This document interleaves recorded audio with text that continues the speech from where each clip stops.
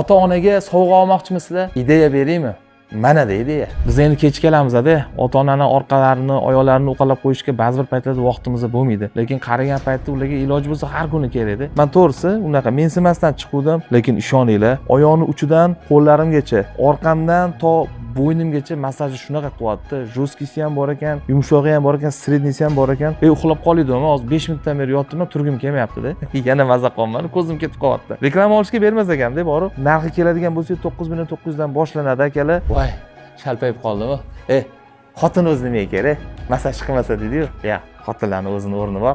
Ularga tegmaymiz. Mazza qildim. Kim uyqusizlikdan qiynalayotgan bo'lsa, massajni olib uxlasanglar, bittada uxlab qolasiz. Men to'g'risi bunaqa effekt olaman deb o'ylamagandim. Xullas, akalarimiz Power Gymni olib kelishar ekan. Birinchi qo'l ekan. Zapchastdan muammo yo'q, dastavkadan muammo yo'q, hattoki nasiyaga ham bor ekan. Viloyatlarga dastavka ham qilib berishadi. Eng zo'r tomoni, ustanovkasi bepul ekan. Borib o'rnatib ko'rsatib berishadi, ishlatib ko'rasiz. Yoqmasa, bo'ldi qaytarib olib ketaveringlar. Menga yoqmadi desanglar, pullarni ham qaytarib berishar ekan. Nasiyaga ham bor, naqdga ham bor, peritsliyaga ham bor. Okalar, sizga bu hozir kerak bo'lmasdir, lekin bir kun kelib sovg'aga baribir qidirib qolasizlar. Shuning uchun men atletga qilib qo'yaman. Obuna bo'lib qo'yish esdan chiqmasin, yo'qotib qo'ymanglar. Men sizga ko'p narsani tushuntirib bera olmayotgandirman. Okalarga aloqaga chiqib, batafsil ma'lumotlarni olsanglar bo'ladi.